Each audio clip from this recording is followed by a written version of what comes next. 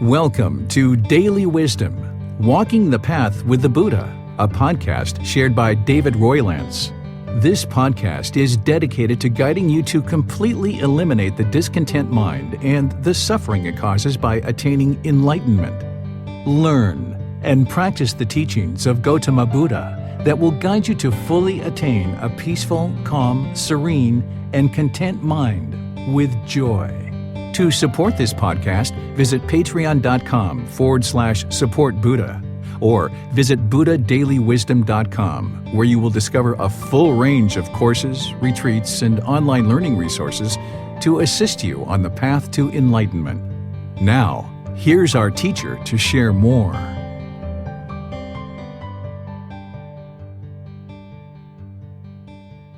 Chapter 8. Transforming the Three Poisons: Craving, Anger, and Ignorance. Gotama Buddha's teachings to eliminate craving, anger, and ignorance are known for good reason as the three poisons, the three unwholesome roots, and the three fires, also known as greed, hatred, and delusion, or desire, ill will, and confusion. These are the three poisons that exist and are present in the mind as part of rebirth into the human realm. It is our goal through these teachings to eliminate these three poisons through practice of non-craving or generosity, non-anger or loving kindness, and non-ignorance or wisdom. To attain enlightenment, one would need to completely eliminate the three poisons. These metaphors suggest how dangerous afflictive thoughts and emotions can be if they are not understood and transformed. Craving, greed, desire refers to our selfishness, desire, attachment, and grasping for contentedness and satisfaction outside of ourselves. Anger, hatred, ill will refers to our hostility and aggression, our aversion and repulsion towards unpleasant people, circumstances, and even towards our own uncomfortable feelings. Ignorance, delusion, confusion refers to our dullness, confusion, and misperception, our unknowing or wrong views of reality, misunderstanding the world around us as described as part of the natural laws of existence in Gotama Buddha's teachings. The poisons of craving, anger, and ignorance, unknowing of true reality, mask our true nature, the awakened mind of wisdom and compassion. These poisonous states of mind then motivate non-virtuous and unskillful intentions, speech, and actions, which produces unwholesome karma, so they need to be transformed, remedied, and an antidote applied to experience the brightness of the enlightened mind. Craving, anger, and ignorance, unknowing of true reality, are deeply embedded in the conditioning of our personalities. Our behavior is habitually influenced and tainted by these three poisons, these unwholesome roots buried deep into the mind.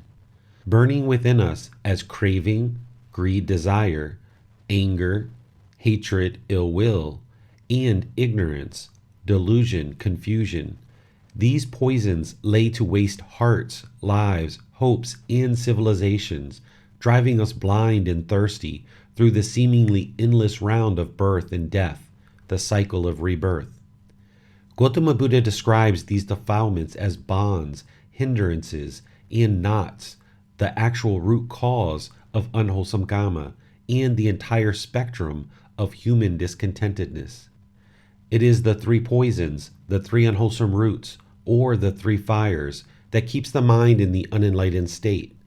It is only when a practitioner deeply understands these and uproots them from the mind that one can reside permanently, peaceful, calm, serene, and content with joy.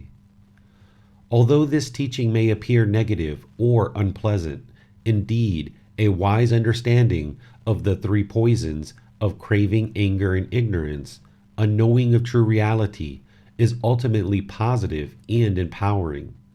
With this superb understanding, we can clearly see and observe the factors that are causing discontentedness and suffering in our lives. And with this clarity and insight, we can make the choice to eliminate those factors. The teachings of the Four Noble Truths clearly explains that when we embrace and understand the exact causes of our discontentedness, suffering, and dissatisfaction, we can then take the necessary steps to extinguish those causes and liberate the mind. This is certainly positive and empowering. In addition, it is important for us to realize that Gotama Buddha's teachings regarding defilement and purification are not just rigid, restrictive, or authoritarian theories regarding morality, but are real and solid truths essential to our correct understanding of reality and eventual awakening. Through learning these teachings and the practice of these teachings, we awaken to true reality, acquiring wisdom, eliminating the poison of ignorance, delusion, or unknowing we have of true reality that keeps the three poisons well rooted in the mind, causing us untold amounts of discontentedness and suffering. Through learning, reflecting, and practicing these teachings while seeking guidance with a teacher, a practitioner will independently observe the truth, acquiring wisdom to liberate the mind, removing these poisons to experience enlightenment. Craving. Our craving is a burning desire, a never-ending thirst, yearning, and longing. We want the objects of our desire to provide us with lasting satisfaction so we feel fulfilled, whole, and complete. The poison of craving creates an inner hunger so that we always seem to be chasing an unattainable object. We mistakenly believe our contentedness is dependent upon that object, but once we attain it, we get no lasting satisfaction. Then, once again, our craving and desire will arise, looking outside of ourselves for the next thing that will hopefully bring satisfaction. Influenced by craving, greed, we are never content. Another common face of our craving shows up as a lack of generosity and compassion towards others. Even a moment of honest and mindful reflection will reveal how deeply rooted our craving can be. We can experience the symptoms of our craving appearing in even the most trivial instances, and of course, craving can manifest itself in even more compulsive and destructive ways as well. We always seem to want more. We want bigger and better. We want to fulfill our never-ending inner hunger and thirst. This type of craving affects our personal lives, our professional lives, and the domain of international business and politics. Global conflict and war, as well as the destruction of our precious environment, are obvious results of our corporate and political greed. Our craving, greed, and thirst affects each of us on a personal and global level. Our craving is an endless and destructive cycle that only causes discontentedness and suffering in its wake. Anger. The symptoms of anger show up as hatred, hostility, aggression, aversion, resentment, or ill will, wishing harm or suffering upon another person. A mind being affected by the poison of anger reacts to insignificant circumstances with intentions, speech, and actions causing harm in our personal and professional relationships. With aversion, we habitually resist, deny, and avoid unpleasant feelings, circumstances, and people we do not like. We want everything to be pleasant, comfortable, and satisfying all the time. As the unenlightened mind experiences painful feelings, it will falsely attribute the painful feelings as being caused by someone else or something else. With an interest to eliminate the painful feelings, the unenlightened mind will then push away the people and situations it mistakenly attributes as being the cause of the painful feelings. This behavior simply reinforces our perception of separation, inhibiting one from being able to have healthy relationships with all people. An individual can become isolated, unable to interact with others who do not meet one's criteria or conditions for a relationship. It is only a matter of time before the unenlightened mind finds a problem with each individual in their life and then pushes them away, erecting a wall between themselves and others, oftentimes with anger, hatred, hostility, aggression, resentment, and ill will. This is referred to as aversion and only complicates one's life with increased struggles where you will find relationships difficult, challenging, and unsuccessful. Aversion would be to experience painful feelings caused by your own cravings, desires, attachments, falsely attribute the painful feelings as being caused by another person, push them away thinking that will solve the problem, and doing so with anger, frustration, irritation, annoyance, etc. Anger or hatred thrust us into a vicious cycle of always finding conflict and enemies everywhere around us. When there is conflict or perceived enemies around us, the mind is neurotic, never calm, and we are endlessly occupied with strategies of self-protection or revenge. We can also create conflict within ourselves when we have an aversion to our own uncomfortable feelings. With anger and aversion, we deny, resist, and push away our inner feelings of fear, hurt, loneliness, and so forth, treating these feelings like an internal enemy. With the poison of anger, we create conflict and enemies in the world around us and within our own being. We cannot benefit from openness to all people and situations that could potentially be helpful in our life journey. We sabotage ourselves through the unwholesome mental state of anger and hatred caused by our own cravings. Anger coming into the mind degrades concentration and wisdom, which often leads to leaving one to feel lost and confused. No one can cause us anger or hatred. We cause it ourselves. Because we cause our own anger, hatred, or ill will, through the pursuit of enlightenment, we can eliminate 100% of our anger, hatred, and ill will. Ignorance. Ignorance, unknowing of true reality, is our wrong understanding or wrong views of reality. Ignorance is our misperception and misunderstanding of the way the world works, our inability to understand the nature of things exactly as they are, free of perceptual distortions. The mind does not understand it causes its own discontentedness and how to eliminate the discontentedness, the Four Noble Truths, the way leading to the complete elimination of discontentedness, the Eightfold Path, the natural law of karma, or how to significantly reduce one's unwholesome karma, the 5 precepts, along with all the other wholesome teachings from Gotama Buddha described as the natural laws of existence. Influenced by ignorance, we are not in harmony with ourselves, others, or with life. We are not living in accordance with these teachings. Affected by the poison of ignorance, which arises from ignorance of our true nature, we do not understand the interdependent and impermanent nature of life. Thus, we are constantly looking outside of ourselves for contentedness, satisfaction, and solutions to our problems.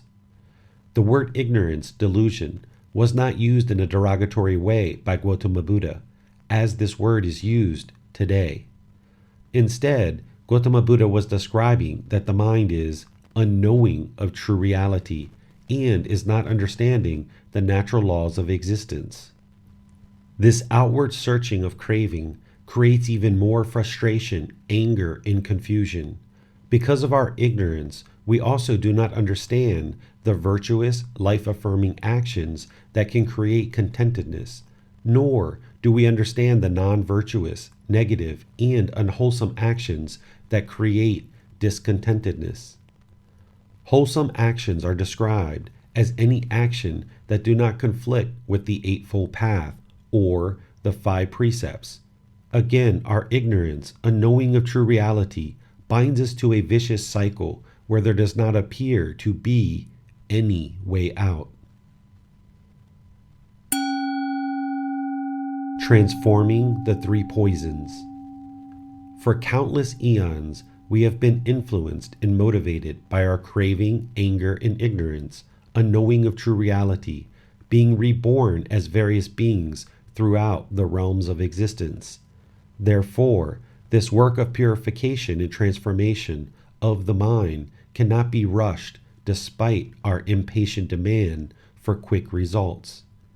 This work requires patience, care, persistence, and deep compassion for ourselves and others through a well-developed life practice. Gotama Buddha taught us that the poisons of craving, anger, and ignorance, unknowing of true reality, which cause so much suffering, can indeed be purified and transformed. We can break the chain of discontentedness and unwholesome karma and live a content, fulfilling life. Gotama Buddha's teachings tell us that enlightenment is our true nature and will naturally shine forth through the purified mind. Therefore, the goal of our life practice is to liberate ourselves from the defilements that obscure the natural clarity, radiance, and joy of our enlightenment. So, how do we encounter the 3 poisons and transform them in a way that leads to genuine liberation of the mind? We must begin this work of purification in the precise place where the poisons originate, in the mind itself, the conditioned mind or personality. This purification and transformation begins with the challenge of calming the mind and seeing deeply into the mind. In other words, to eliminate the poisons of craving, anger, and ignorance, unknowing of true reality, we must first learn to recognize them when they first appear. Being mindfully aware, we can then discern how these deep-seated poisons influence our everyday thoughts, feelings, perceptions, decisions, intentions, speech, and actions. This mindfulness, awareness of mind, this seeing deeply into the mind, is the beginning of understanding, the beginning of our ability to transform these defilements. To accomplish this awareness, we train the mind through breathing mindfulness meditation. We learn to concentrate on our breathing through the nose, cutting off all thoughts and feelings that arise, and let them go without evaluating them or reacting to them. Learning and practicing breathing mindfulness meditation, we train the mind to become aware of the thoughts and feelings, then cut off the thoughts and let them go. By training the mind to develop awareness, mindfulness, and let go, we learn how to control the mind in any and all situations. Through this practice, we become much more aware of the mind in everyday situations. We are able to notice when thoughts, feelings, and emotions arise and begin to disturb us. In this way, we can become conscious of these thoughts, feelings, and emotions and work with them skillfully before they get out of control, causing harm to ourselves and others. Then, eventually, we can eliminate disturbing thoughts entirely from the mind by attaining enlightenment with a well-developed life practice that is beyond just meditation alone. The Antidotes. In addition to meditation practice, there are also the antidotes or alternatives to the 3 poisons. For every defilement, Gotama Buddha has given us the antidote, the method whereby we eliminate unwholesome mental qualities and replace them with virtuous, wholesome qualities which benefit ourselves and others. Therefore, the aim of our life practice is to gradually subdue the poisons of craving, anger, and ignorance, unknowing of true reality, by cultivating the alternative mental factors that are directly opposed to them. These antidotes are called the three wholesome roots: generosity, loving kindness, and wisdom. To overcome craving is to cultivate selflessness, generosity, detachment, and contentment. If we are experiencing craving, strong desire, or attachment, and we are interested to let it go, we can reflect on the impermanence or the disadvantages of the object of our desire. We can practice giving away those things we would most like to hold on to. We can also practice acts of selfless service and charity, offering care and assistance to others in any way we can, free of all desire for recognition or compensation. In truth, there is no objection to enjoying and sharing the beauty, pleasures, and objects of this material world. The problems associated with craving and attachment only arise when we mistakenly believe and act as if the source of our contentedness is outside of ourselves in impermanent conditions. The antidote to craving, desire, attachment is breathing mindfulness meditation and practicing generosity in daily life. Both of these practices train the mind to let go. Craving is how the mind wants to pull and chase after the objects of its affection and then holds on to them, thinking that is what will create contentedness and peacefulness in the mind. Breathing mindfulness meditation and a well-developed practice of generosity in daily life will gradually transform the mind to train it to let go, which becomes easier over time as the mind is more deeply trained through both of these methods.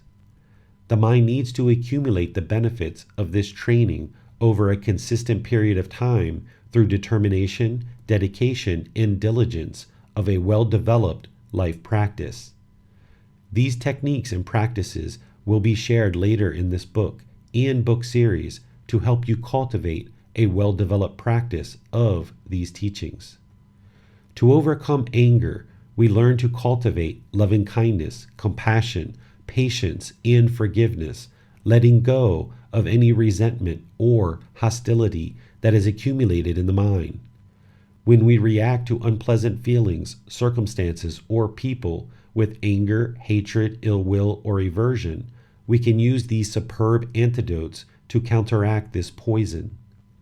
Here, we learn to openly embrace the entire spectrum of our experiences without anger or aversion. Just as we practice meeting unpleasant experiences in the outer world with patience, kindness, forgiveness, loving kindness, and compassion, we must also practice meeting our own unpleasant feelings in the same way. Our feelings of loneliness, hurt, doubt, fear, insecurity, inadequacy, depression, and so forth all require our openness and loving kindness. The challenge in our life practice is to soften our habitual defenses, open our heart, and let go of anger, hatred, ill will, aversion, hostility, aggression, resentment, and denial. In this way, we can meet and embrace ourselves, others, and all inner and outer experiences with great compassion and wisdom. The antidote to anger is loving kindness meditation and a well-developed practice of loving kindness in daily life, which will gradually transform the mind, developing deep interest to see all beings be well. Then, a practitioner will need to practice loving kindness in daily life through treating all beings polite, kind, friendly, and respectful, without any interest in anything in return. These techniques and practices will be shared later in this book and book series to help you cultivate a well-developed practice of these teachings. To overcome and antidote ignorance, we cultivate wisdom, insight, and right view through learning, reflecting, and practicing the teachings of the Buddha to discover the natural laws of existence. Learning to experience reality exactly as it is, without the distortion of our self-centered desires, fears, and expectations, we free ourselves from ignorance, unknowing of true reality. developing a comprehensive approach to acquiring wisdom while seeking guidance from a teacher through practice of these teachings, we eliminate all ignorance. Deeply sensing and acting in harmony with the interdependent, impermanent, and ever-changing nature of this world, realizing that all living beings are inseparably related and that lasting contentedness does not come from anything external, we free ourselves from ignorance. As we develop a clear understanding of the natural law of Karma, knowing the positive, wholesome actions that bring contentedness and the negative, unwholesome actions that bring discontentedness, we cultivate the wisdom, insight, and right view with wise decision-making that frees us from ignorance. By studying the teachings and applying the teachings properly in our lives through a life practice, we will gradually wear away even the most stubborn habitual behaviors, fully liberating the mind from stress, discontentedness, and suffering. Gotama Buddha calls this the taintless liberation of the mind. The superb peace, wisdom, limitless awareness, unity, and calmness of enlightenment shines forth as our essential nature when the three poisons of craving, anger, and ignorance, unknowing of true reality, have finally been extinguished through our life practice with non-craving or generosity, non-anger or loving kindness, and non-ignorance or wisdom.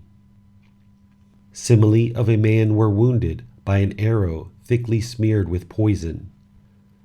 The following is a translation of Gotama Buddha's teachings from the Pali Canon, the source of Gotama Buddha's teachings.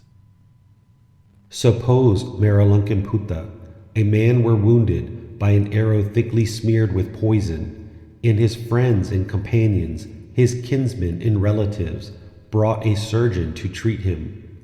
The man would say, "I will not let the surgeon pull out this arrow until I know whether the man who wounded me was a noble or a Brahmin, or a merchant or a worker." And he would say, "I will not let the surgeon pull out this arrow until I know the name and clan of the man who wounded me, until I know whether the man who wounded me was tall or short, or of middle height, until I know whether the man who wounded me was dark or brown or golden-skinned, until I know whether the bowstring that wounded me was fiber or reed or sinew or hemp or bark, until I know whether the shaft that wounded me was wild or cultivated, until I know with what kind of feathers the shaft that wounded me was fitted, whether those of a vulture or a heron or a hawk or a peacock or a stork, until I know with what kind of sinew the shaft that wounded me was bound, whether that of an ox or a buffalo or a deer or a monkey, until I know what kind of arrowhead it was that wounded me, whether spiked or razor-tipped, or curved or barbed, or calf-toothed or lancet-shaped. All this would still not be known to that man, and meanwhile he would die. So too, Maralankaputta, if anyone should say thus, "I will not lead the holy life under the Enlightened One until the Enlightened One declares to me, the world is eternal, and the world is not eternal. The world is finite, and the world is infinite. The soul is the same as the body, and the soul is one thing and the body another. And after death, a Tathagata exists, and after death, a Tathagata does not exist. And after death, a Tathagata both exists and does not exist. And after death, a Tathagata neither exists nor does not exist. That would still remain undeclared by the Tathagata, and meanwhile, that person would die. Therefore, Maralankaputta, remember what I have left undeclared as undeclared, and remember what I have declared as declared. And what have I left undeclared? The world is eternal, and the world is not eternal.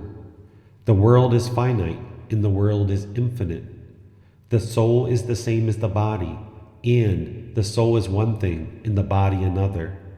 And after death, a Tathagata exists, and after death, a Tathagata does not exist.